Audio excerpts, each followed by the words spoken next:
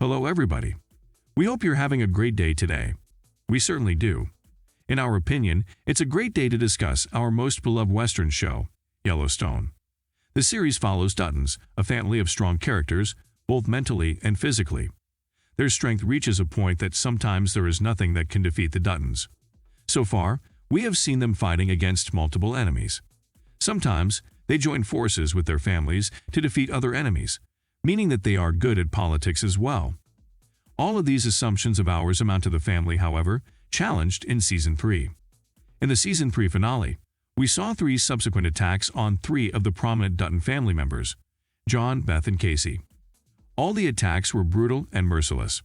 Even though the perpetrators behind it were unknown, it was clear that whoever planned these attacks was planning them for a while, with the clear intention of killing. Naturally, our perception of the family got shaken.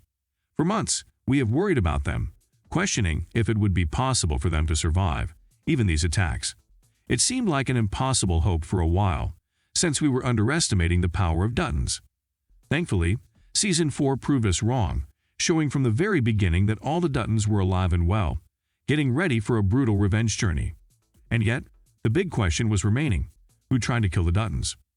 At first, all eyes turned to Jamie, the estranged son of the family. Jamie has always been an outsider among the Duttons. His character and desires were different from the rest of the family. While the family members were usually careless when it comes to law and order, Jamie was obsessed with them, having an interest in state work and education. The family was highly ranch-oriented in every decision, while Jamie's bond with Yellowstone was relatively weaker. He was also feeling as if he wasn't preferred in anything.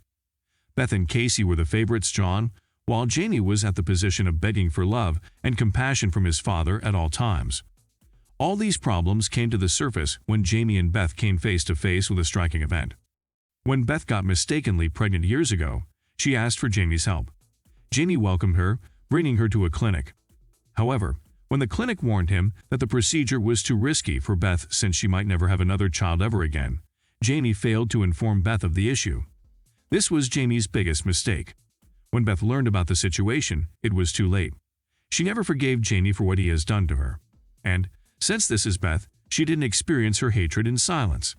On the contrary, she lets everybody know how she feels about Jamie and runs a defamation campaign against him.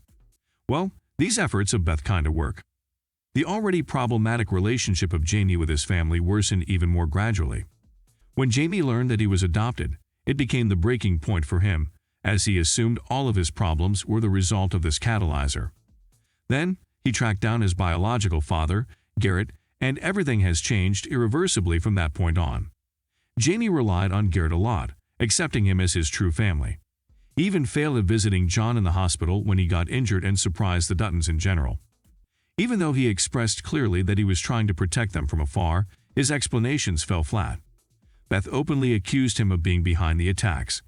Kayce backed him, but demanded him to help them in chasing down the true attacker. In episode 4 of the season, we saw Jamie finding out that Garrett had something to do with the attacks.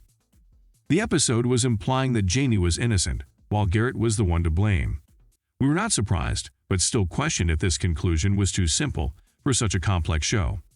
What if Garrett was also innocent? What if the real perpetrator was trying to frame Garrett? Even if Garrett was the one to blame, what if he wasn't alone? Wouldn't it be possible that the showrunners are deliberately misleading us so that we lose our attention on all the possible other candidates?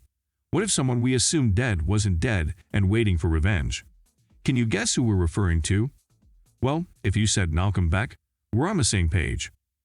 The character, who was played by Neil McDonough, was a prominent businessman who was very competitive and naturally had many enemies.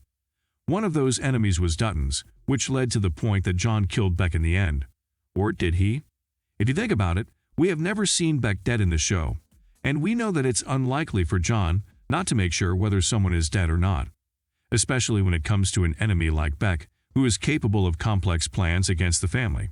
John wouldn't risk the possibility of him being alive. So, what if he is alive? According to this theory, Beck is still alive, and he is the one who organized all the attacks, or at least assisted Garrett in his ambitions. We know that it's a difficult theory to take in.